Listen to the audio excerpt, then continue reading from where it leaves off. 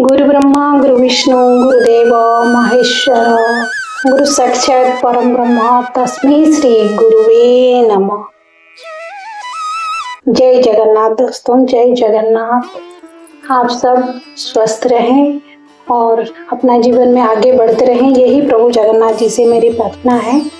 तो दोस्तों, हम लोग ने तो बहुत सारी बातें की भगवान के बारे में, जगन्नाथ महाप्रभु के बारे में। आज हम लोग एक विशेष बात करेंगे, क्योंकि आप लोग को पता ही होगा अनसर घर में प्रभु 15 दिन रहते हैं। तो बहुत लोग मतलब सोचते, मैं खुद भी ऐसा सोचती थी, मतलब 15 दिन में क्या क्या होता है। अनसर घर का जो 15 दिन है उसमें क्या क्या विधि रहती है, क्या क्या नियम रहता है, वही मैं हमेशा जानना चाहती थी। तो बहुत सारे माध्यम के बारे मुझे बहुत सारा कुछ पता चला 15 दिन में अनसर घर में क्या क्या होता है। तो चलिए हम लोग बात करते हैं उसी के बारे में। जय जगन्नाथ।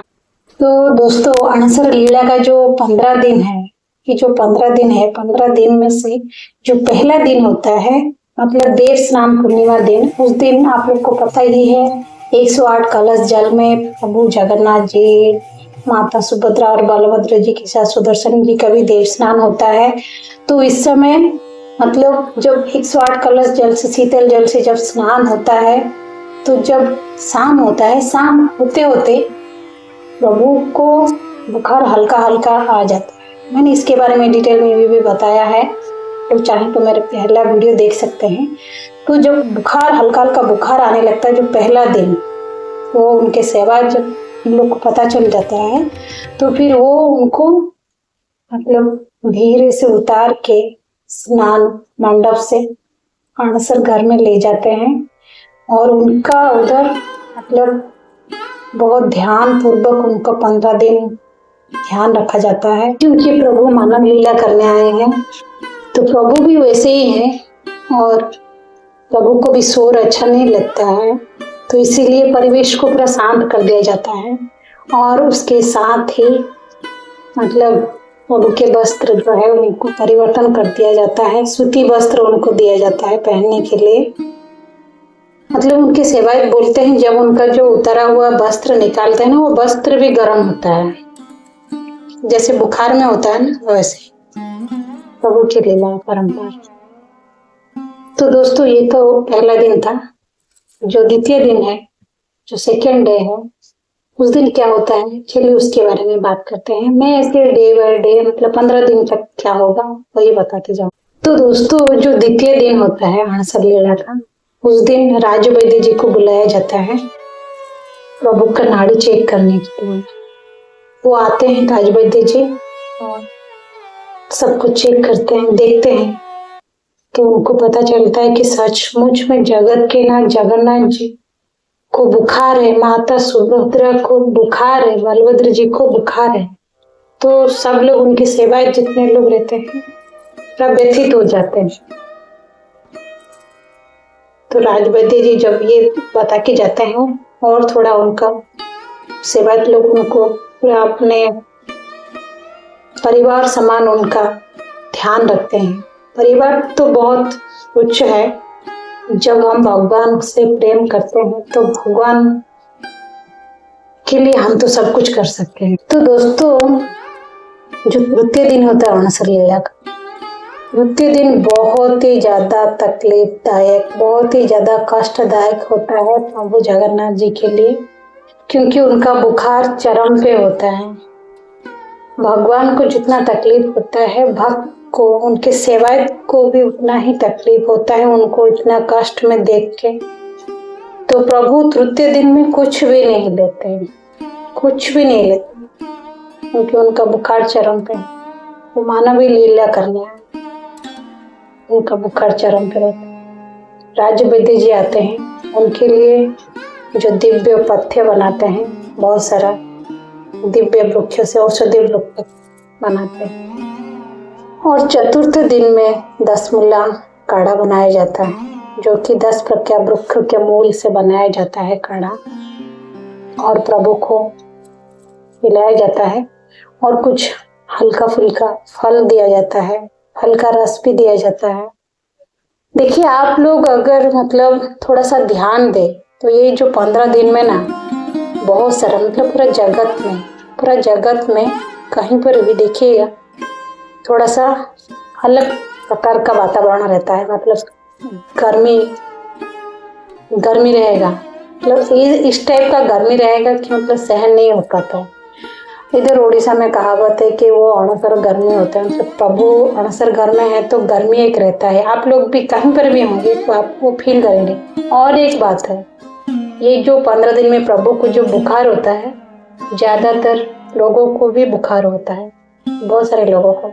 और भगवान की जो लीला है ना, उसमें बहुत सारे भक्त उनके साथ भी रहते हैं। इस समय बहुत सारा चीज होता है, अगर आप अपने से कनेक्ट करना चाहें तो बहुत सारा आप खुद से कनेक्ट कर पाएंगे। तो दोस्तों, जो अणसर लीला का 5वां दिन होता है उसमें फुलूरी तेल सेवा होती है।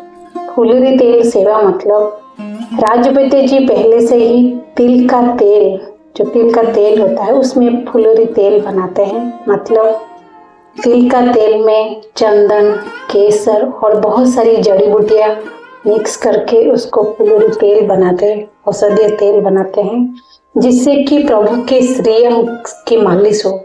हल्का सा मालिश किया जाता है 5वें दिन। प्रभु की श्रीअंगों पर हल्का सा मालिश होता है, क्योंकि वो बुखार से उनका बदन में भी दर्द हो रहा है। तो प्रभु को जो दर्द से मुक्ति के लिए जो फुलरी तेल लगाया जाता है उनके पूरा श्रीअंग में, तीनों को लगाया जाता है, तो उनसे उनको थोड़ा सा आराम मिलता है। 5वें, 6ठे और 7वें दिन फुलरी तेल की सेवा जारी रहती है और उसके साथ उनका जो पथ्य रहता है, जो हल्का फुल्का पथ्य, वो भी जारी रहती है। तो दोस्तों, अब आता है अणसर लीला का 8वां दिन। 8वें दिन में होता है प्रभु के लिए खिचड़ी, क्योंकि प्रभु अभी थोड़ा थोड़ा बुखार से निजात पा चुके हैं, थोड़ा उनको अच्छा लगने लगा है, लेकिन बुखार अभी पूरा ठीक नहीं हुआ है, तो पूरा मतलब हल्का फुल्का सा रहता है। तो उनके लिए हल्का फुल्का खिचड़ी बनाया जाता है, वो भी बिना तेल मसाले के लिए। प्रभु के लीला बिना तेल मसाला का खिचड़ी और मीठा पोहा बनाया जाता है उनके लिए, उसी को उनके लिए प्रसाद के रूप में चढ़ाया जाता है 8वें दिन में। तो अभी सुनते हैं 9वें दिन का, जो 9th डे होता है अणसर लीला का। उस दिन प्रभु को उसुलगी नियम मनाया जाता है। उसुलगी मतलब जैसे कि ओसो मतलब उड़िया में ओसो मतलब औषध, जो मेडिसिन। तो उस दिन क्या होता है, जो 9वां डे होता है, उस दिन प्रभु को बहुत ज़्यादा अच्छा लगने लगता है, मतलब स्वस्थ फील करने लगते हैं। तो प्रभु के श्रीअंग को सुखाने के लिए एक दिव्य लेप बनाया जाता है। वो दिव्य लेप उनके ऊपर लगाया जाता है, जिससे कि वो जो मतलब इतने कष्ट में थे प्रभु, उनको उससे निजात मिले और प्रभु का विग्रह भी सूख जाए। तो उस दिन उसुलगी होता है 9वें दिन। तो दोस्तों, अब आता है अणसर लीला का 10वां दिन। 10वां दिन में प्रभु स्वस्थ अनुभव करते हैं और वो के बैठते हैं। तो अणसर घर में खुशी का माहौल आ जाता है, सब सेवक बहुत प्रसन्न होते हैं और बाहर भक्त भी ये सुन के बहुत ज्यादा प्रसन्न होते हैं कि भगवान जी का बुखार ठीक हो गया। उसके बाद आता है 11वां दिन। 11वां दिन में खड़ी लगी नियम होता है, जो कि एक स्पेशल प्रकार का प्राकृतिक एक गोंद रहता है, मतलब आटा, उसमें कुछ विशेष पदार्थ मिला के उनके लिए एक लेप बनाया जाता है, एक सफेद लेप, जिनके की प्रभु के श्रीअंग में लगाया जाता है, जिनको कि उनको थोड़ा सा आराम मिला है। उनको उनके जो विग्रह हैं, जो तीनों विग्रह हैं प्रभु के, वो विग्रह में एक सफेद लेप लगा दिया जाता है, जिससे कि जल्दी से सूख जाए प्रभु और अपना नए रूप में जल्दी से आ जाए। तो उनका खड़ी लगी में उनके ऊपर एक सफेद लेप लगा दिया जाता है। तो दोस्तों, अब आता है 12वां दिन। 12वां दिन में होता है बनलगी। जो बनलगी होता है 12वां और 13वां दिन होता है। तो ये दिन में क्या होता है, जो प्रभु के तीनों विग्रह हैं, तीनों विग्रह में फिर से रंग दिया जाता है, जितने भी प्राकृतिक और औषधीय रंग यूज होता है, क्योंकि उनके देव स्नान के बाद उनका विग्रह से बहुत सारा रंग चला जाता है, क्योंकि उन्हें प्राकृतिक रंग ही लगाया जाता है। तो ये बनने लगे दिन में उनके ऊपर फिर से प्राकृतिक रंग लगाया जाता है। और ये जो विधि है ये 2 दिन होता है, 12वें और 13वें दिन में।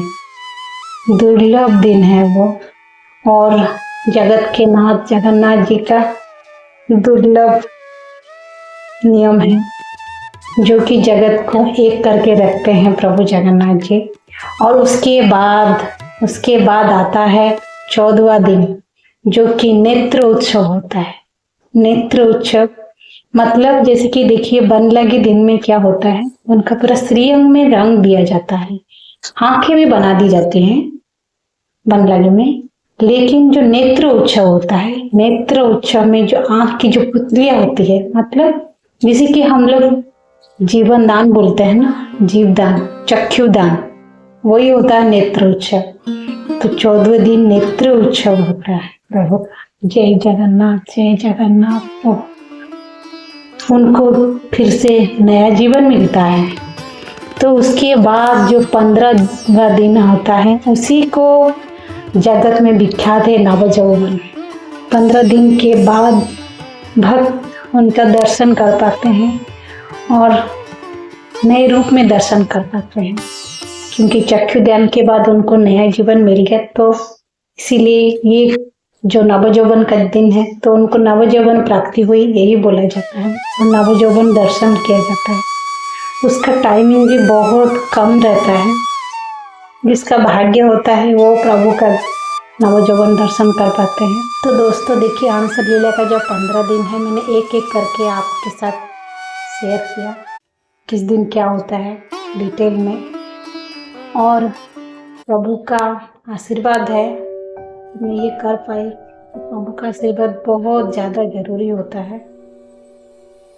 आप लोग ये सुन पा रहे हैं, देख पा रहे हैं, ये भी एक भाग्य होता है। प्रभु का एक एक बात के लिए भाग्य चाहिए होता है, ये मैं मानती हूँ। क्योंकि बहुत बार ऐसा होता है कि हम लोग, मुझे एक एक छोटा छोटा बात बोलने के लिए भी मुझे पूरा बहुत समय लगता है, लेकिन ये मैंने बहुत जल्दी कर लिया। प्रभु का आशीर्वाद है, आप सब पर भी प्रभु का आशीर्वाद रहे, यही मेरी प्रार्थना है प्रभु से। तो आप लोग को वीडियो कैसा लगा जरूर बताइएगा कमेंट में, और जय जगन्नाथ जरूर लिखिएगा, और हो सके तो शेयर भी कर दीजिएगा, क्योंकि इसमें बहुत सारी जानकारी है। तो मिलते हैं। जय जगन्नाथ, जय जगन्नाथ।